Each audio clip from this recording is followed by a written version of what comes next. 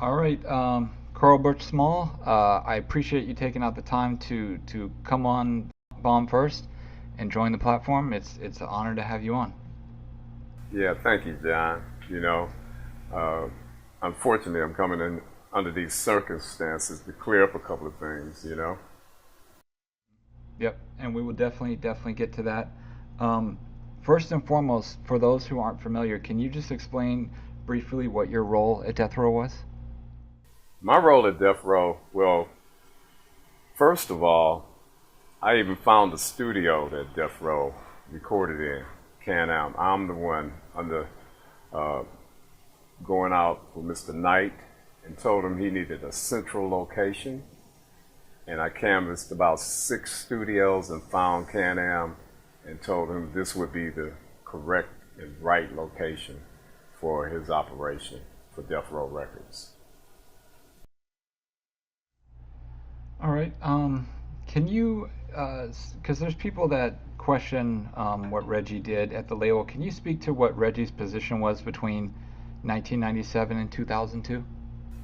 Reggie's position, because I was there at the label, um, under the instructions of Mr. Knight. Reggie's position was to run the operations of the label, and because at that point, as everyone knows, Mr. Knight was incarcerated, and we were trying to make sure that what we were doing was in the way he wanted us to handle the business at Death Row at that time. So Reggie's, I would say his position would have to be like a interim uh, CEO or president or whatever.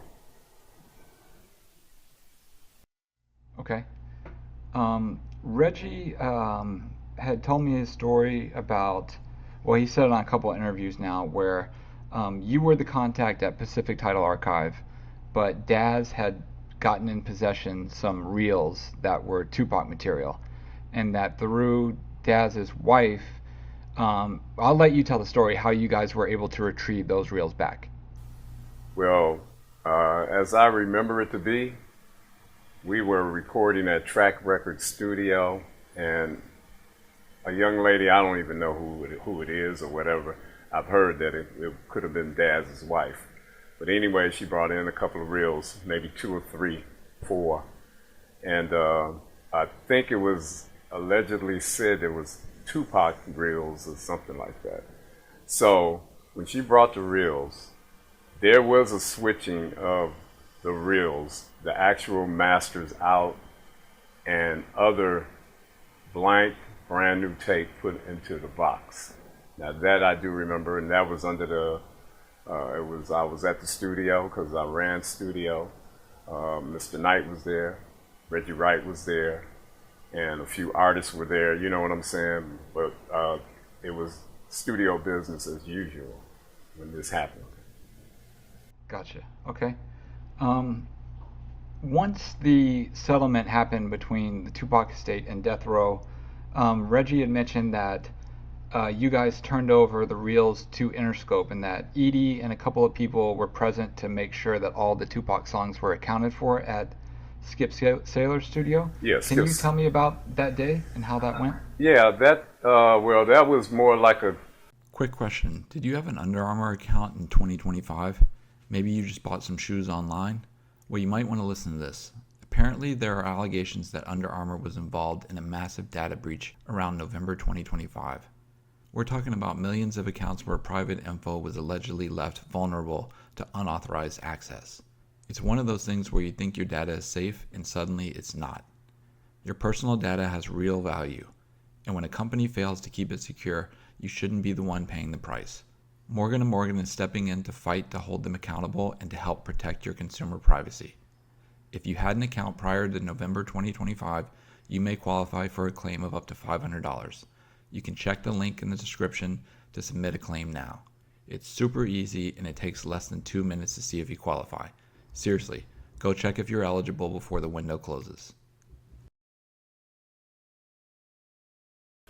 Inventory type of situation where titles were written down on paper and we went through the reels and had them at Skip Saylor's studio. And so Edie was present. I'm trying to think if it was another outlaw, maybe. I want to say, I don't know, Noble, maybe. I'm not sure. But anyway, those reels were turned over to Interscope for the estate. So Death Row was not in any possession of any more reels that belonged to the artist Tupac at that point. Okay. Did you want to speak on the Tony Green situation, or?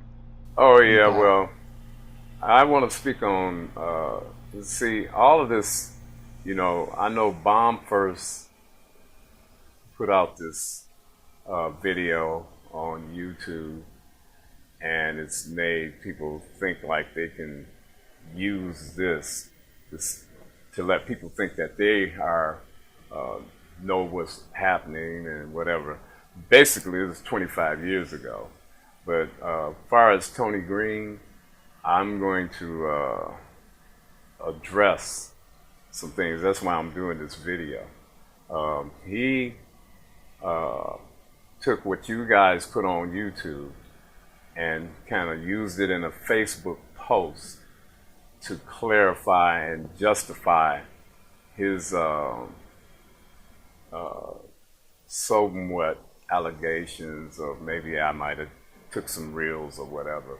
So that's what I'm coming forth to squash that. Can you let the viewers who may not know who Tony Green is? Well, Tony Green is a bass player that actually made the initial contact with me and Death Row, and he played on a couple of songs at Death Row, and he was kind of, Dre had him at first in charge of the production team, which consists of myself, Sean Barney Rebel Thomas, and Ricky Rouse, and him. And he was more so like a MD, and but eventually, I think his situation didn't agree with what was going on. Mr. Knight took away those, that situation for him. And Reggie did a video recently, and he mentioned that he was going off of reports that were a couple of years ago that an incident happened where the news report said it was either a wife or a girlfriend or something, and that Tupac reels were found in a storage locker of yours. Can you speak on that or clear that? Yeah, I can clear that up. I had reels of mine that I'm a producer as well as a percussionist and artist of my own to bring back. I was in transition from moving from California to Michigan, and the alleged young lady, she really didn't want me to make the transition to Michigan because all my family is here. So it just blew up into like a situation between two people. And so she decided to take my property and say that I'd taken reels, which I didn't. And there were no Tupac reels.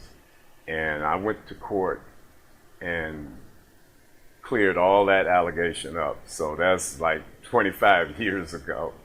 And I just wanted to make sure that, to the record, that people are hearing this from me and not from no source on the internet, social media, whatever information that Reggie got, or it could be anybody, to let them know that that's all allegation, and it's been settled out of court and in court, and that's a done deal.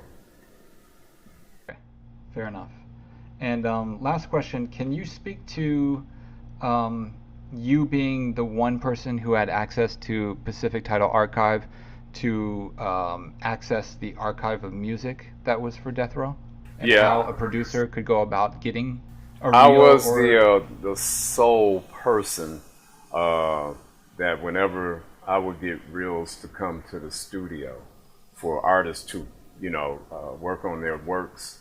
And if any reels were left for the night when we were done, I would take them back to the archives. But if the archives was closed, I would have those reels in my possession till the next morning, put in to the archives.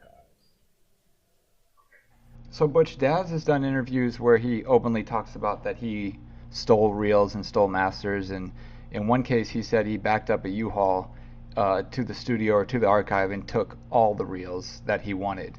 Would that even have been possible back then?